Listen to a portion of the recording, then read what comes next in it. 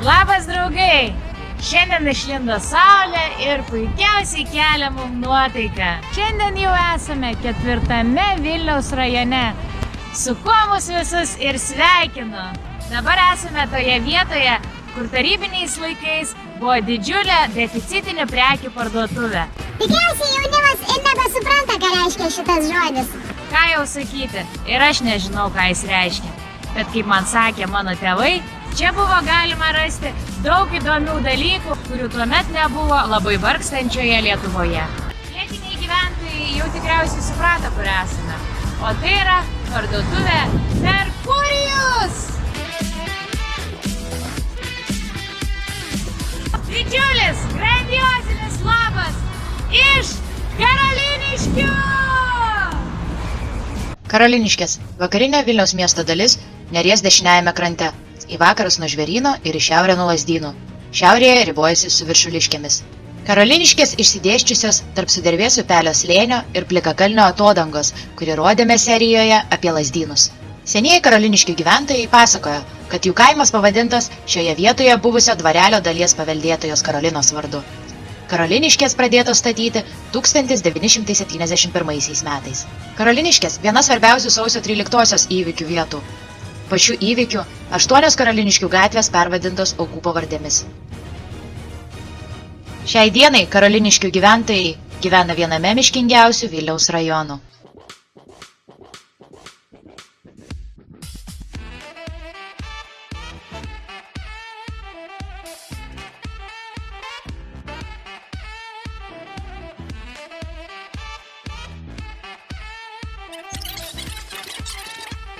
O ką, kiekvienas pavasarį švenčia savaip. Beje, žinojot, kad šitą parduotuvę vadinasi Kometa? Kažkokia galaktika, ne rajonas. O einam. Rimtai žiauriai skanūs ledai. Kaip už 5 centų, tai išvis.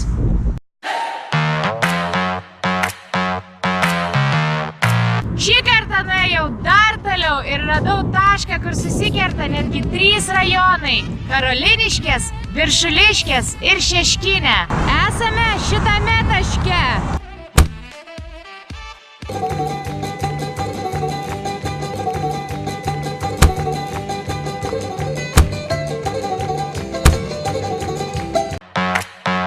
Karoliniški gyventojai, aš manau, jūs turite kuo didžiuotis. Šita vieta yra nepaprastai drąsus Vilniaus rajonas. Yra 2 ypatingos vietos Karoliniškėse, kurias norėčiau paminėti. Pirma iš jų – televizijos bokštas. Čia įvyko masinis taikus Lietuvos gyventojų pasipriešinimas sovietmečio valdžiai, kuri jėga bandė paimti televizijos bokštą, radijo ir televizijos komiteto pastatą, parlamento pastatą ir kitus Lietuvos valdžiai svarbius pastatus. Šitoje vietoje tą dieną buvo sužeista daugiau negu 600 neginkluotų žmonių. 14 žuvo. Nors televizijos bokštas ir buvo užimtas, bet pulti parlamentą kariškiai atsisakė. Dabar esame kitame drąsiame Karoliniškių taške, prie ugniagesių gelbėtojų mokyklos. Nepaneigsime, kad šie žmonės dirba labai kilnų, daug iššūkių ir drąsos reikalaujantį darbą. Šie žmonės be baimės pakyla į 30 metrų aukštį ir užsideda gelbėtojo drabužius netgi per 43 sekundės. Bandysime patikrinti, ar Karoliniškės atitinka 5 punktų testą.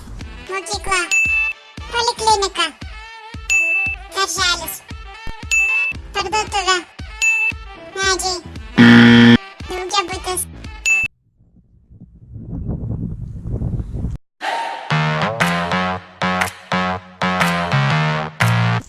Esame Pasakų parke, kuris buvo atidarytas 1987 metais.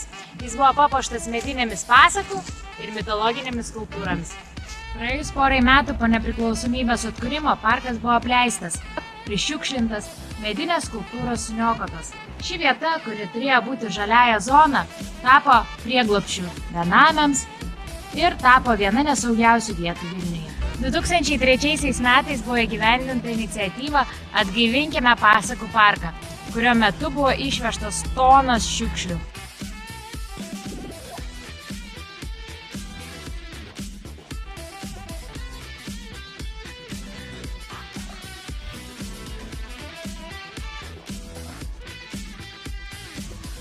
Dorime, interimo ad appare dorime. Aš tai balsuoju prieš Petrą Petraitį, nes jis žiauriai nejuokingas. Šį kartą klausiu karoliniškių gyventojų ir lankytojų. Jeigu šou vadintųsi Bromai, apie ką jis būtų? Kam tas cukrus? Vasarai reikia ruoštis. Šiandien vaišinsiu žmonės morkomis. Gal žinot, ką reiškia toks žodis Bromai? Kažkas tai tokio yra kieme, ne? Aha. Ir šitie... O tarp vieno namo iki kito.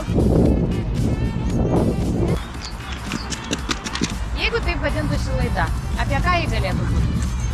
Apie kaip paaugliai rūko bromose. Įdomu ten būtų. Galima man pasibučiuoti. Laida ir būtų apie tą. Ne, lietuviškai negaliu kalbėti. Palaukit, vaišinkitės morkomis. Turiu savo. Matau, kad ledus valgot skanaus, bet vaišinam dar morkomis. Gerai, paimsiu. Prašau. Vaišiname morkomis.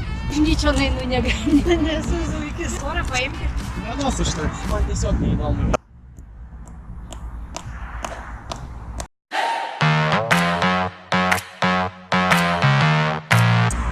Žinoma, karoliniškės irgi neliks be dovanų. Bet kaip jau visi suprato, kad mes dovaną slepiame realiu laiku, tai nevaidinsiu, kad mes ją turime. Bet primenu žaidimo taisyklės. Pirmas, kuris rasite mūsų paslėptą dovaną, nusifotografuokite su ją ir įkelkite į socialinius tinklus su mūsų laidos hashtagu Bromai. Dovaną galėsite rasti po tiltu, kuris skiria Karoliniškes ir Lazdynus. Parodysiu kur.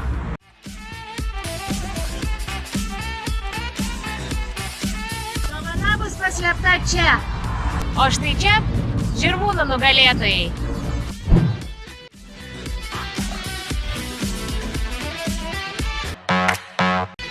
Pagal tradiciją pora nuotraukų atminčiai.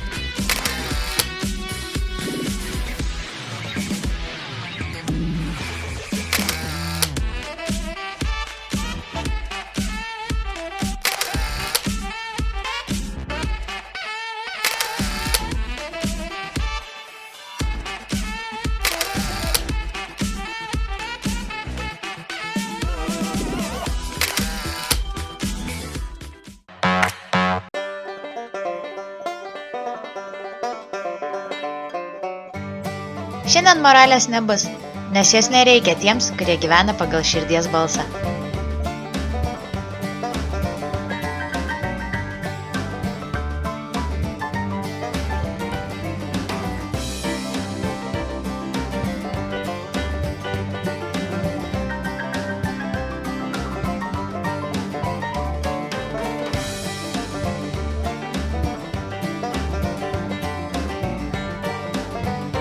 Visi žinome, kad turime puikų centrą ir senamiestį, bet tikslas, kuriant laidą Bromai, ištraukti visus iš ten ir leisti pažiūrėti visai kitą Vilnių, visas kitas įdomias vietas, kurias turi pasiūlyti Vilnius.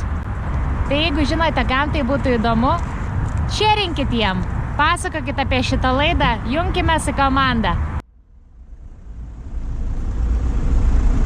Reklamdaviai, čia galėjo būti jūsų ledai.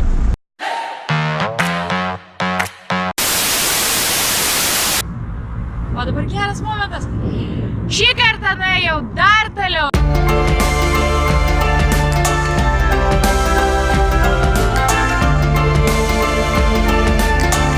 Balė.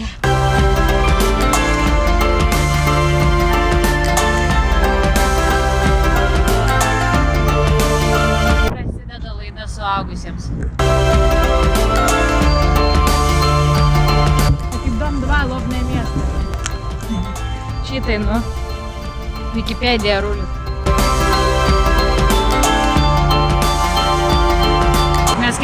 šitie war photographer.